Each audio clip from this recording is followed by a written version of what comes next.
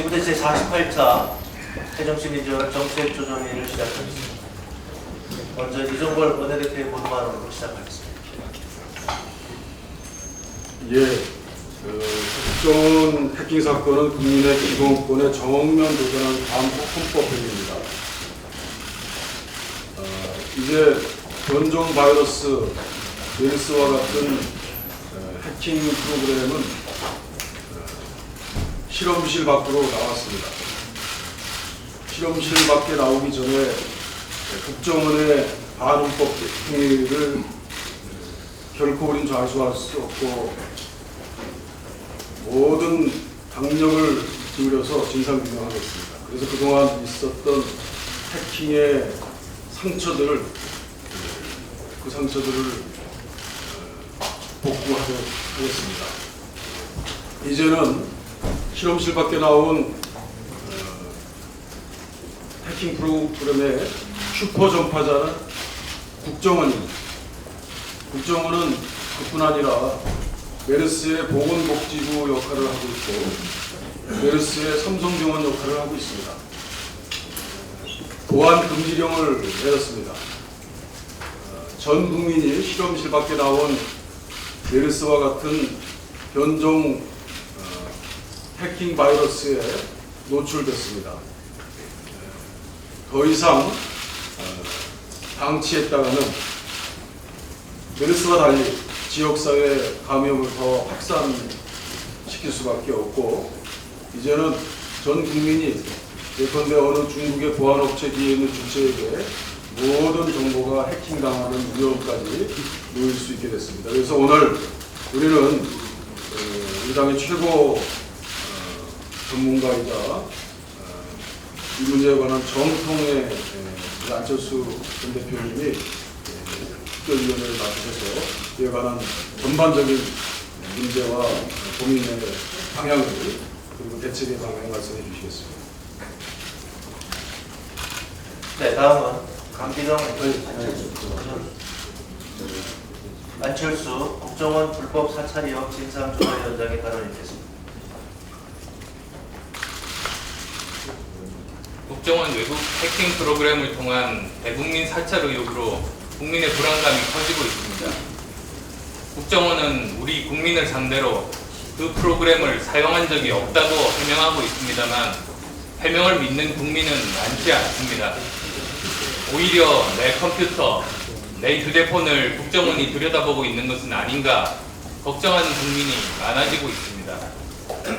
저는 이 문제를 국민의 정보 인권 문제로 보고 있습니다. 더 근본적으로는 국민의 삶의 문제입니다. 국가 권력기관이 불법적으로 국민의 사생활을 들여다보고 있다면 그리고 그런 정보를 가지고 불법적인 공작에 활용한다면 그런 나라는 민주국가라고 할 수 없습니다. 저는 이번 조사 과정을 국민의 정보 인권을 재확립하는 계기로 삼고자 합니다. 저는 어제 위원장직을 수락하면서 다음 3가지 기조를 중점으로 위원회 활동을 수행하겠다고 말씀드렸습니다. 첫째, 진상규명입니다. 진상규명을 위한 위원 구성에는 정보위, 미방위 소속 의원뿐만 아니라 외부 전문가를 모시고 와서 전문성 있는 접근이 필요합니다. 위원회 내부에는 진상규명과 제도 개선 부분으로 나누어 역할 분담을 할 것입니다. 둘째, 제도 개선을 통한 재발 방지 대책 마련입니다. 충분한 조사와 검토를 통해서 국민의 개인정보에 국가기관이 쉽게 접근할 수 없도록 하는 법률과 제도를 정비할 것입니다. 셋째, 혹시 있을지도 모를 도감청에 대한 국민불안 해소입니다. 혹시라도 내 컴퓨터와 휴대폰이 정보기관으로부터 감시당하는 것은 아닌가 불안해하고 있는 국민들께 한시라도 빨리 정확한 정보를 드려서 불안감을 해소하는 것이 무엇보다도 중요합니다. 저는 이 문제를 정치 공세의 소재로 활용할 생각은 없습니다. 그럴 수도 없고 그래서도 안 됩니다. 다만 엄정하게 사실을 밝히고 국회의 권한을 최대한 발동해서 국민 여러분께 정치가 문제를 해결하고 국민의 삶에 기여하는 모습을 보여드리고 싶습니다. 이를 위해서 이번 일은 우리 당 차원뿐만 아니라 여당도 함께 참여하는 국회 차원의 특위 구성이 필요하다고 생각합니다. 부족하다면 국정조사 실시도 검토해야겠습니다. 이종걸 대표께도 여당과 원내 협상을 통해서 국회 특위 또는 국정조사가 이루어질 수 있도록 노력해 주시기를 부탁드립니다. 고맙습니다. 다시 이종걸 원내대표의 발언이 있겠습니다. 아베 총리의 일본이 전쟁할 수 있는 나라로 가는 첫 문턱을 넘었습니다. 몸싸움까지 벌이며 소위원회에서 강행 처리했습니다. 집단적 자위권을 주 내용으로 하는 안보법 재개정안입니다. 아베 정권은 야당과 여론의 반대, 주변국들의 우려에도 불구하고 전쟁 국가로 폭주하고 있습니다. 안보법제는 집단 자위권 행사를 용인하고 자위대의 해외 활동 범위를 지구적 차원으로 확대하는 것입니다. 일본 헌법은 침략 전쟁과 식민 지배에 대한 반성에 근거해서 전수방위 원칙을 담은 국제사회 약속임을 분명히 밝혀둡니다. 일본 헌법 합자 90%가 안보법제위원이라고 지적했고 일본 국민도 반대 의견이 없습니다. 아베의 무력적 야욕에 대해서 저희는 안전과 평화의 관점에서 경고합니다. 가만히 있지 않을 것임을 경고합니다. 최경환 부총리가 박근혜 정부의 재정정책 실패를 사실상 인정했습니다. 수경에 세입 경정이 포함된 데 대해서 송구스럽다는 입장을 밝혔습니다. 세입 부족에 따른 추경을 국회에 제출했다고 분명히 밝혔습니다. 사과를 하면서도 기존의 입장을 계속 고수한다면 그것은 근거 없는 진정성 없는 사과임을 분명히 합니다. 대통령이 8.15 광복절 특별사면 방침을 공식화했습니다. 오늘 저들의 당청회동에는 새누리당이 기업인 특별사면을 건의한다고 합니다. 이미 대통령은 그를 들은 바 있는 것 같습니다. 이를 기회로 삼겠다고 하는 것 같습니다. 재계에서 주장하는 기업인은 바로 재벌총수 아니겠습니까? 재벌총수 한두 명이 사면된다고 투자가 늘고 고용이 증가하지 않는 건 분명합니다. 특별사면이 철저하게 정치적인 사안이고 대통령의 결단임에 비추어서 잘못된 결단이 되지 않기를 분명히 저는 촉구합니다. 이사입니다. 네, 다음은 강기정 정책위 의장의 발언이 있겠습니다. 네, 원내대표께서 사면에 대한 말씀을 하셨습니다. 보충해서 말씀드리겠습니다. 대통령과 새누리당은 광복 70주년을 맞아 기업인 정치인을 포함한 통큰 사면을 추진하겠다고 합니다. 하지만 이 통큰 사면이 재벌 총수, 비리 정치인, 부정부패 세력까지 망라된 큰 범죄인 사면으로 이어지지 않을까 우려합니다. 대통령은 후보 시절부터 지금까지 특별사면은 엄격한 기준이 있어야 한다. 대기업 지배주주나 경영자의 중대 범죄에 대해서는 사면권 행사를 매우 엄격히 제한해야 한다라고 누차 얘기해온 바가 있습니다.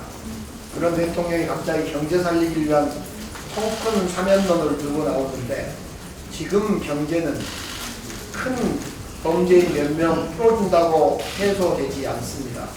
다시 말씀드리건데 지금의 경제 위기는 박근혜 이명박 정부의 계속된 부자 감세 정책으로 인한 경제 정책의 실패에 있다 이렇게 말씀드립니다. 재벌 총수 사면을 추진할 게 아니라 대기업과 재벌들이 쌓아놓은 사내 유보금을 투자하여 일자리를 만들어내거나 아니면 법인세를 정상화하여 일자리 복지를 만들어내는 것이 큰 범죄인의 통큰 사면보다 우선해야 될 일입니다. 광복 70주년 사면이 통큰 사면 뒤에 숨어 부정부패, 비리 연루자로 이어지는 무차별적 사면으로 가서는 안 되고 생계형 경제법 위반자의 사면, 사회적 약자들의 재기의 희망의 사다리를 놓아주는 생계형 경제인에 대한 사면으로만 국한돼야 한다고 합니다.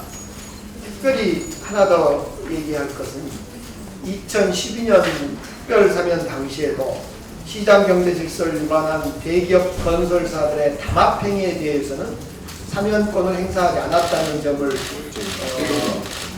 다시 한번 말씀드리면서 4대강 비리 담합 등으로 인해서 입찰 제한되어 있는 대기업 건설사들의 사면이 이루어진다면 시장 질서에 결함이 있을 거라는 점을 다시 한번 확인합니다.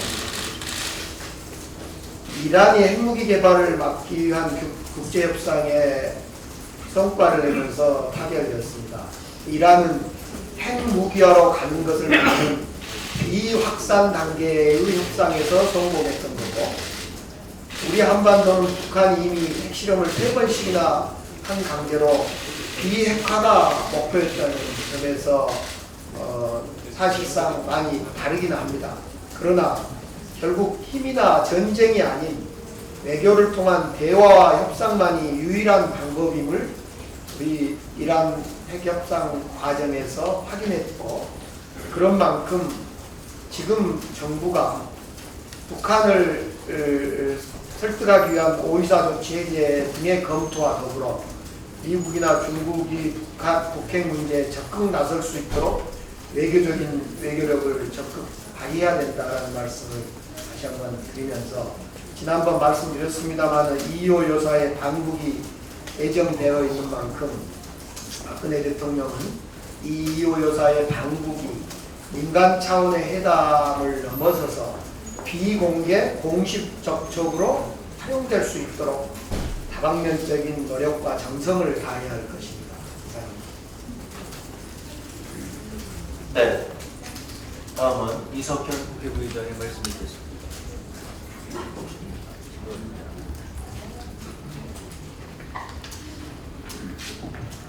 네, 원세훈 체제 국정원에서 도대체 어떤 일이 있었던 것입니까? 원세훈 전 원장은 선거법 위반과 국정원법 위반으로 국기문란의 장본인입니다. 그런데 그 임기 때 국내용 해킹 프로그램을 구입했다면 그 목적이 민간인 사찰과 선거 개입이 아닐까 하는 강한 의심이 드는 것은 당연한 일입니다. 국민이 납득할 수 있는 철저한 진상 규명이 필요합니다. 해킹 프로그램의 구입과 사용에 관하여 총체적 진실 규명이 필요하고, 이를 위해서 수법당국의 수사가 하루속히 이루어져야 합니다. 수사가 미흡하다면 국정조사가 필요합니다. 혁신위원회가 최고위원회 폐지 방안을 9월에 국무위원회에 상정하겠다는데, 이 안건은 총선 이후로 요구하는 것이 바람직합니다. 혁신위는 어차피 내년 총선 이후에 적용한다는 설명인데, 미리 상정해서 당내 분란을 겪을 필요가 없다고 봅니다. 우리 당은 혁신과 함께 당내 화합이 또한 중요합니다. 혁신위의 고민을 10분 이해하지만 이 안건은 일단 요구하였다가 총선 이후에 새로 구성된 의원총회에서 깊이 있는 토론을 거친 후에 추진하는 것이 적절합니다. 계파와 줄서기 정치를 없애기 위해서는 공천을 국민에게 맡기는 오픈 프라이머리만한 제도가 없습니다. 평가위원이나 공심위원을 당박 인사가 아니라 안드로메다에서 모셔와서 선임하는 주체의 영향력을 배제하기는 사실상 어려운 일이며, 당내 경선의 폐단 또한 우리가 많이 겪어보았습니다. 선관위 관리하에 경선일을 휴일로 하고 여야가 동시 경선으로 지역구마다 수만 명의 유권자가 총선처럼 대대적인 국민 경선을 치른다면, 첫째, 조직 동원을 해봤자 한계가 있고, 둘째, 투표소에서 유권자가 선택하는 한 정당만 경선 투표지를 뽑아내는 역선택의 우려가 없습니다. 또한 권리당원의 권리 행사는 전당대회 때 당직 선출과 지방자치 후보 선출 때 행사될 수 있습니다. 신인의 진출이 어렵다는 건 실은 종래 경선도 마찬가지지만 신인이 자신을 알릴 시간을 더 주기 위해서 예비후보 등록 시기가 현재 12월 중순인데 10월 중순으로 앞당기는 것이 좋을 것입니다. 전쟁에 비유하면 기존의 경선은 안시성 전투처럼 현역 의원이 구축한 성곽과 전 진지에서 경쟁자를 맞아 싸우는 것이라면 완전 국민 경선은 같은 조건에서 싸우는 황산벌 전투와도 같습니다. 혁신위에서도 공정한 공천을 위한 복잡한 방법보다는 완전 국민 경선을 원칙으로 하여 보완책을 마련하는 방식을 강구해 주시기를 요망합니다. 새누리당도 연일 선전 공세에만 힘쓰지 말고 구체적인 보완책을 제시하여 우리 당과 협의하기를 촉구합니다. 이상입니다. 네, 다음은 이춘석 원내 수석부대표의 발언을 듣겠습니다. 추경국회, 결산국회도 중요합니다.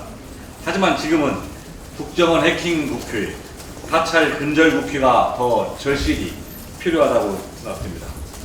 지금까지 드러난 정황 증거만 봐도 국정원이 우리 국민을 상대로 악성 코드 배포와 SNS 감시 등 해킹 시스템을 운영했다는 의혹이 명백해지고 있습니다.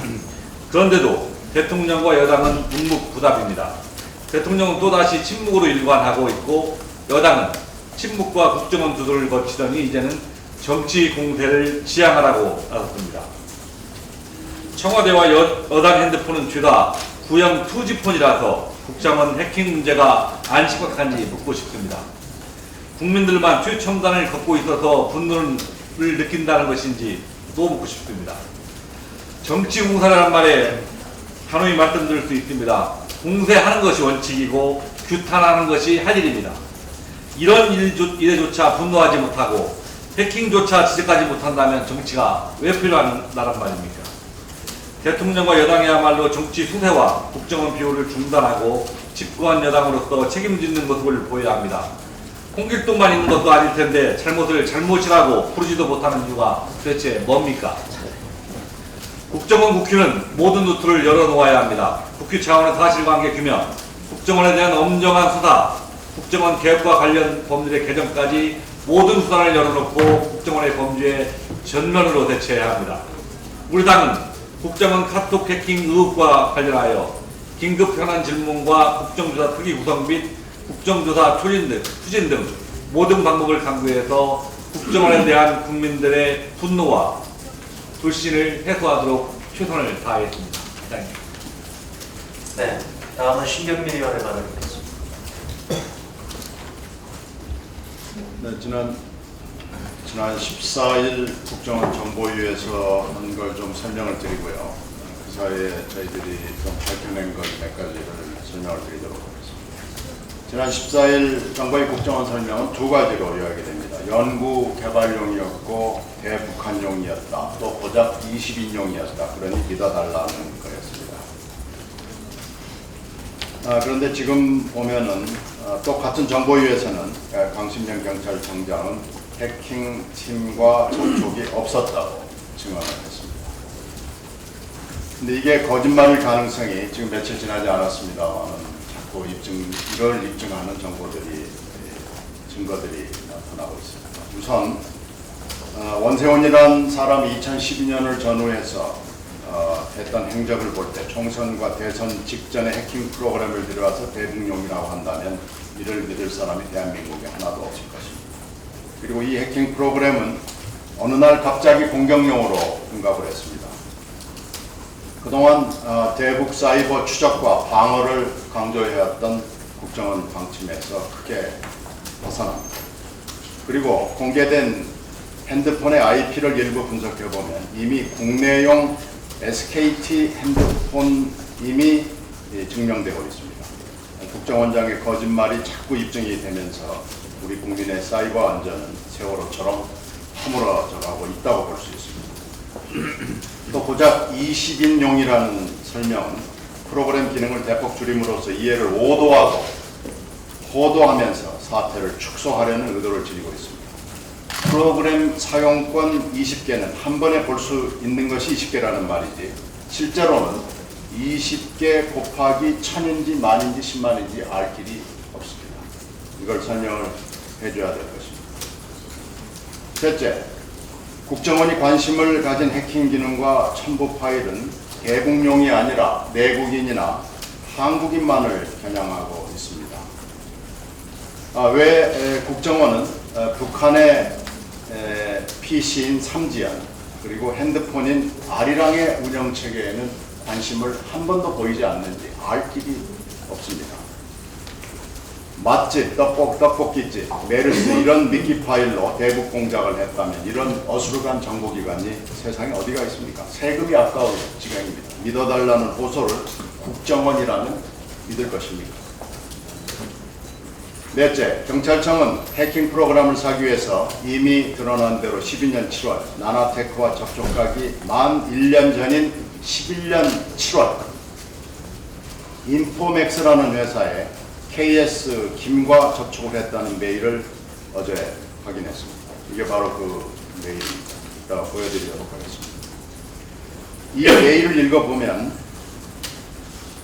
인포맥스의 김 씨는 경찰청 이외에 검찰, 관세청, 군도 이 프로그램에 관심을 가지고 있다고 말하고 있습니다. 국가기관들이 모두 각각 해킹 프로그램에 관심을 가져서 이 메일대로라면 우리는 해킹 공화국이라고 말해도 과언이 아닙니다.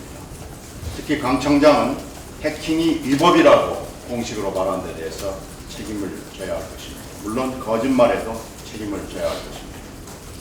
오늘 오후에 원세훈의 선거법 위반에 대한 대법원 선고가 나옵니다. 선거법 판단에서 어떻게 하느냐, 오늘 판결 선고에서 대법원은 권력과 국정원에 대해 어떤 태도를 취하느냐가 극명하게 드러날 것입니다. 대법원이 민주인지 반민주인지가 오늘 판명이 날 것입니다. 그런데 어떤 판결이 나오건 간에 원세훈과 국정원 해킹에 대해서 다시 법적 정치적 책임을 피할 수가 없을 것입니다. 국정원 댓글과 해킹은 하늘과 땅 같은 차이가 있습니다. 댓글이 생각을 주입하려는 정치 공작이라고 한다면 해킹은 일거수일투족을 감시하고 뭘 생각하는지를 알아내려고 보이지 않는 총칼로 위협하는 매우 저질이고 악질적인 테러 공격에 해당합니다. 이런 상황에서 침묵하는 일부 언론과 여당은 반민주, 반역사에 동조하는 것이라고 할 수가 있습니다. 댓글과 정상회담록 공개, 간첩 조작을 일삼아온 국정원이 이런 사태에도 만약에 개혁하는 몸짓을 보이지 않는다면 국민의 프라이버시와 우리 민주주의는 이제 찾을 길이 없게 될 것이라는 걱정이 앞섭니다. 이상입니다. 네, 다음은 심재권 의원의 발언 듣겠습니다.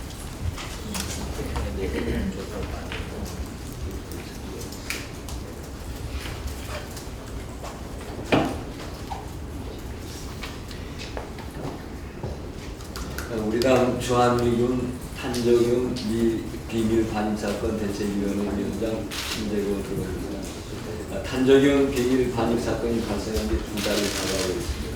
그러나 우리 정부의 태도는 대단히 미온적입니다. 단포가 지난 후 한미 간의 합동신문단을 꾸리겠다고 지난 11일 발표한 게 전부입니다. 어제 열린 소파 합동운영위원회에서도 그걸 되풀이한 데 거쳤습니다. 미측의 탄저균 반입은 명백히 현행 소파 협정 양하 제26조 위반입니다. 최소한 지난 5월 22일 미 국방부가 이 사태를 인지했을 때 미국은 즉각 우리나라 관계보건당국에 이를 통지했어야 합니다. 이번 사태는 우리 국내법도 위반하고 있습니다. 탄저균과 같은 고위험 병원체 반입 시 우리나라 화학물질, 생물물의 금지와 특정 화학물질, 생물작용제 등의 제조, 수출입 규제 등에 관한 법률 제12조는 산업통상자원부 장관의 허가를 받도록 규정하고 있습니다. 감염병을 예방 및 관리에 관한 법률 제22조도 이러한 경우 보건복지부 장관의 허가를 받도록 규정하고 있습니다. 미 당국은 당연히 우리 정부에 이러한 병원체 반입을 신고했어야 하니 우리 정부도 국민의 생명과 안전을 위해 이러한 상황을 파악할 의무를 지니고 있었습니다. 결국 양국 정부 모두 관계 법률을 위반했습니다. 국민의 생명과 안전보다는 두말할 나위 없이 정부의 제일 책임입니다. 정부는 즉각 이번 탄저균 밀반입 사태가 현행 소파 협정과 우리나라 법률 위반임을 인정하고 국민 앞에 사과하며 미측 관계 기관 및 우리나라 해당 부서들의 책임을 물어야 할 것입니다. 우리 대책위원회는 열흘도 전에 이미 미 오산기지 실험실 현장 방문을 요청했습니다. 그러나 아직 답변이 없습니다. 조속한 방문도 촉구합니다. 이상입니다. 네, 다음은 백공기위원회 발언 있겠습니다. 네, 심재근 위원장님 말씀에 추가해서 탄저균 반입 사건의 본질을 철저히 파헤치기 위해서는 회의장을 벗어나서 직접 현장을 발로 뛰어야 할 필요성이 있다는 판단에서 생물학전 대위태세를 총괄하는 국군 사령부와 국군 화생방사령부가 탄저균이 배달된 주한미군 오산기지를 방문할 계획을 확정을 했습니다. 그러나 현재 주한미군 측이 대책위의 오산기지 방문과 관련해서 확답을 주지 않고 있고요. 22일로 예정된 현장 방문이 성사될 수 있을지 투명한 상황입니다. 우리 국방부에서도 대책위의 현장 방문을 위해 주한미군 측과 협의하며 노력하고 있지만 미 측이 이런저런 이유를 대며 답변을 피하고 있는 상황이라고 합니다. 대책위가 현장을 방문하는 이유는 국민을 대신해서 사고가 발생한 시설을 두 눈으로 보고 주한미군 측과 직접 접촉해 의혹을 말끔히 해소하자는 취지입니다. 따라서 미 측은 건강한 한미동맹의 관계 발전을 위해서라고 소속된 한국인 대책위의 현장 방문을 받아들여야 할 것입니다. 미 측의 긍정적인 답변을 기다리겠습니다. 덧붙여서 어제 방산비리 합수단이 발표한 중간수사 상황에 따르면 현재 방산비리로 기소된 인원은 총 63명이고 이 가운데 전현직 당선급 10명과 연관급 27명이 기소돼 절반 이상을 전현직 군 관련자들이 차지하고 있습니다. 비리 규모는 1조 원에 육박하는데요. 폭발하는 총, 격탄에 뚫리는 방탄물이 고조할 수 없는 고조함 등으로 우리 국민께 큰 실망을 안겨준 방산비리를 척결하기 위해서는 폐쇄적인 군 특유의 문화를 개선할 필요가 있다는 지적도 나오고 있습니다. 이러한 방산비리를 뿌리뽑기 위해서는 소요 결정 단계부터 집행 과정에 이르기까지 무계 사업 전반에 대한 상시적 견제와 감시 기능을 더욱 강화할 필요가 있습니다. 이번 방산비리 수사가 관계자 처벌에 그치지 않고 한 발 더 나아가 견제 및 감시 기능 강화를 위한 제도적 장치 마련에 마련까지를 촉구를 합니다. 이상입니다. 네, 다음은 최민희 위원회 발언 있겠습니다.